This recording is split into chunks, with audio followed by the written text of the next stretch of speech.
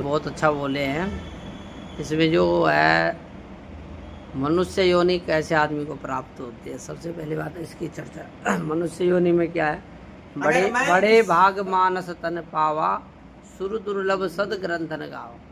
जो हम कर रहे हैं, जो हम सोच रहे हैं, मनुष्य जीवन होते हुए इसी से हमारा जो है संचित कर्म और प्रारब्ध बनता है, और वही प्रारब्ध हमारे सामने आगे फलीभूत होता है। मनुष्य जीवन के बाद ही जो है आदमी को पता लगता है कि उसने किस श्रेणी में जाना है।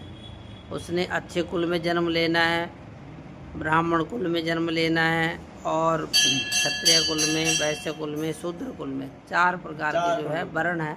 उन वर्णों में सभी मनुष्य जाति का जन्म होता है, अन्य जातियों का नहीं होता है। सबसे बड़ी बात तो यह है। दूसरी बात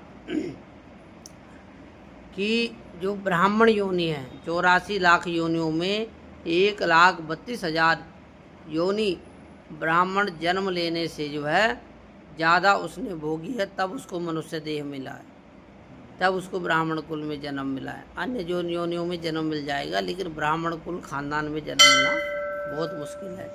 तो इसका जो है साक्षात जो है प्रमाण ये मिलता है कि ब्राह्मण बनने के लिए आपको बहुत तप करना पड़ेगा, नाम जाप करना पड़ेगा, सभी धर्मों और सनातन धर्म का सम्मान, उसमें जो मान मर्यादा है उसके हिसाब से चलना पड़ेगा, तभी आपको उत्तम योनि प्राप्त होती है। अब रही बात यह है, इसके बाद में जो है आदमी को इसी लोक में आना है या अगले लोक में जाना है, तो उसके लिए आपको जो है कई लोकों में जाना पड़ सकता है। क्योंकि मोक्ष क्या है कि इस धरती को जो है कर्म भूमि कहते हैं। जैसे कर्म करें, कर्म पदार्थ विश्व करी राखा, जो जस चाहे तस फल चाखा। तुलसी बाबा जी कहते हैं, बिना कर्म के बंधन कटे हुए किसी को प्रारब्ध नहीं मिलता। इसलिए जो है कर्म भोगने ही पड़ेंगे, कर्मों के आगे ही तभी आपको गति प्राप्त होगी। इसलिए जो है मनुष्य योनि जो है मानव आधा का नर है, आधा का नारायण है।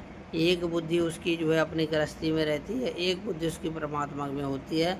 जब वो भगवान के सामने साक्षात होता है तब समझना चाहिए कि उसकी जो बुद्धि है भगवान नारायण की बुद्धि है। यानी वो जो लोक सेवा, पूजा पाठ, दान पुण्य कर रहा है, जिसमें कोई भाव लेने का नहीं, देने का नहीं, जो हो रहा है सब अच्छा हो रहा है, जो कर रहा है वो नारायण करा रहा है, और मैं नारायण के लिए ही कर्म कर रहा हूँ। एक मन, एक वचन, एक वाणी, उस सत्य सनातन भगवान अनादि अखंड अगोचर भगवान नारायण के लिए ही सब कर्म करता है, तभी उसको मोक्ष की प्राप्ति होती है, अन्यथा नहीं होती है। और सभी